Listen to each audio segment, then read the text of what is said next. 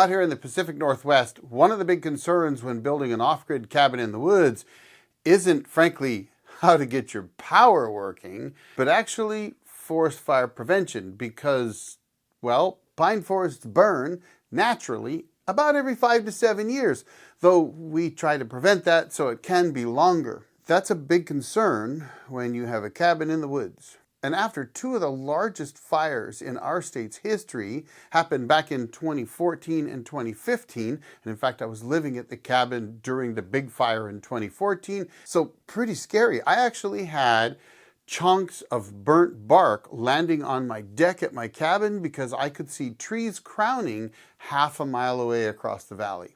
The only thing that saved me then was that the wind turned in the middle of the night and pushed the fire back on itself. So I had always been working a little bit on thinning the property out at the cabin. Part of that was to get enough sun from my solar panels because in the middle of the forest, solar panels don't work that well if there's big trees in front of them. So that was part of it. But something else I had done is I had built my cabin in amongst the trees thinking how great would this be? I would have lots of shade in the summer. So when it's in the 90s up there or even hotter, then at least the cabin's going to be shaded. And in the shade, it can be 15 to 20 degrees cooler sometimes. So I thought that was a great idea until I worked those fires. Now, I didn't work them as a firefighter. I was the manager for the phone company in the area. And so I was running the crews that were going out and rebuilding an entire phone network that had been burnt to the ground. It was insane, folks. We had pedestals that were no longer there. There was just a ball of copper in the ground that we had to dig down to. It was like a bomb had gone off. I began really seriously thinking about how do I protect my cabin from forest fires? And I began slowly to thin everything out around the cabin. I decided I would participate in the DNR, that's Department of Natural Resources, forest thinning program. Because I'd heard about it in the past, I just never thought about actually applying for it. I didn't know how to do it. I didn't know if it was difficult or not. I heard that it wasn't, and I got online, and sure enough, I was able just to fill out some form online, and I got an email back from the local forester who then met me out at the property back in 2023.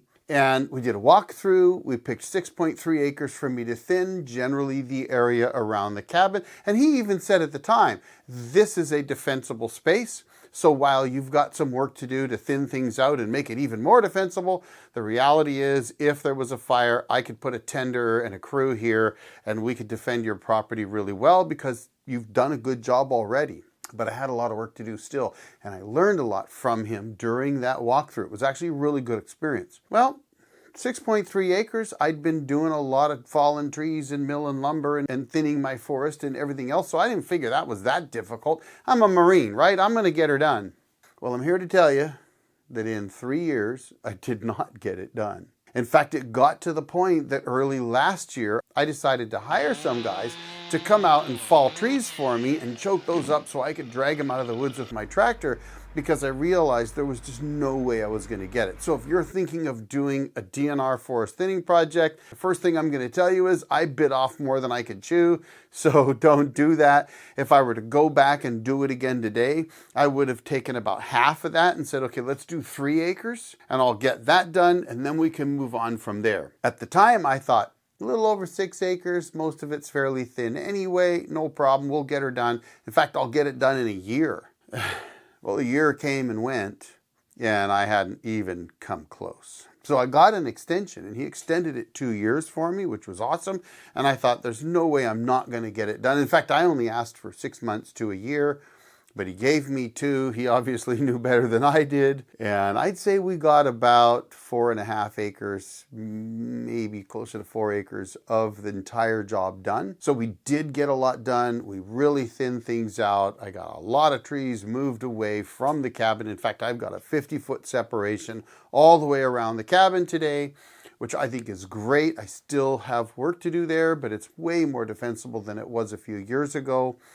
And if you haven't heard about this program, there is something about it that is really worth looking into. They will actually pay you about half the cost of their estimated cost that a contractor would charge you. So if a contractor would charge you $10,000 to thin a parcel of land, they'll pay you half that. And you can either pay the contractor to do it or do it yourself. If you do it yourself, they'll pay you the same amount as long as you get it done. So if they say it would cost you $10,000 with a contractor, so they'll pay you $5,000, and you do it yourself, that's $5,000 in your pocket that you can use to, well, build your off-grid system or whatever it is you need the money for. It's a pretty good deal, and it makes sense. You got to figure that the federal government and state government spend billions, if not hundreds of billions of dollars a year fighting forest fires. Maybe it's hundreds of millions, but they spend a ton of money fighting forest fires every year. And a lot of times they're trying to protect people's homes because, I mean, it's costs even more if you have to replace a home. So if you go out and you thin your forests, it's going to make it easier for them. The fire is going to rip through. It's not going to burn everything to the ground. It's not going to burn as hot as it can if there's a ton of fuel. It's going to be easier for them to defend your property and stop that fire from destroying thousands upon thousands of acres. The Carlton Complex fire in 2014 burned about 280,000 acres. It actually raced through the town of Pateros, Washington, and practically leveled it. It was like a bomb went off. Scary stuff. And when they burn like that, because we haven't thinned our forests, we haven't removed all those extra fuels, they just get hotter and hotter and hotter, and they burn in what they call a firestorm that just destroys everything in its path. It's amazing. So if you're putting the time and effort in to build a cabin in the woods, I highly recommend that you look up the DNR Forest Thinning Project. Your state, I believe, runs it for the DNR. Each state has slightly different rules, probably. I'm not an expert on it, but all you got to do is look up the DNR Forest Thinning Project for your state. Get a hold of your local forester. They're not that hard to find. They will come out, take a look at your property, tell you what you need to do, how much it's worth it for you to do it in terms of what they'll pay. And you can either hire a contractor to do it or you can do it yourself. But again, if you're going to do it yourself, don't do like me. Don't think you're a jarhead and you can just do it all. Because if you got a bad back and bad hands and whatever else, it's going to slow you down and you're not going to get done as much as you can. Now, I do want to thank my friends, Doug, Lance, Tim, Ed, Ryan, Alan, and all the others that have come up and helped me out at the property to try to get these trees down and get things thinned out. Without their help, there's no way I'd be where I am today. We're not done, and the forester's going to go out next week and have a look. So I got to hold my breath and see what he decides. Does he decide I've done 40% or 50% or 60%? Because they will prorate it. So even though I didn't get done the entire project, if I got done half of it, then I'll get half of the cost. Now, you do have to record the hours that you spend doing the thinning and anybody else that helps you out, and any tractor time or chainsaw time or anything like that. You got to record all of those hours so that they can use that to determine whether or not you actually put in the effort necessary to pay you what they say.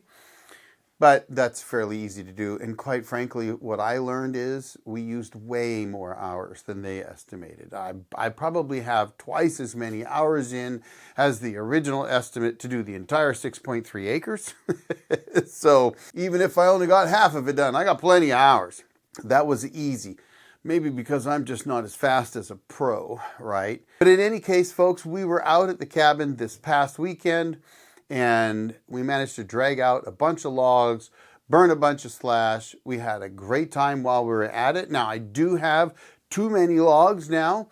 We're trying to buck everything up that's small enough into firewood and anything that's big enough to mill. I'm hoping that I can mill and get some lumber out of and logs for some future cabin stuff. One, the addition we're trying to do at the cabin, and also a D-log cabin I want to build.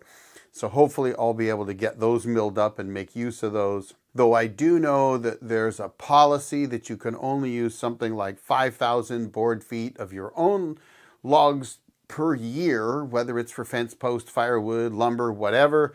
So though I haven't milled up 500 board feet in the last 3 years, so that should give me 15,000 board feet I can mill, and ain't no way I'm going to mill that this year because I'm just too broken. But I'm going to get something milled anyway, and the rest, who knows? It might take me a while to get it done. But anyway, if you're building a cabin in the woods, power is important, of course. So if you're trying to build an off-grid power system, I'm happy to try to help you do that, but don't overlook forest fire prevention, because I think that's really, really important. You can have all the power in the world for your cabin, but if it burns to the ground, it's not going to do you any bit of good. So thin your forest out, get rid of the ladder fuels, work with the DNR so they'll pay you to do it, and then you can use that money to buy more batteries and solar panels. So there you have it. If I helped somebody out, awesome. Hit that subscribe button for me. Helps the channel out. Meanwhile, folks, I'm going to throw another video right over here for you to check out. Thanks for watching, and thanks to all my members. I really appreciate your support. Y'all have a great day. The old Jarhead out.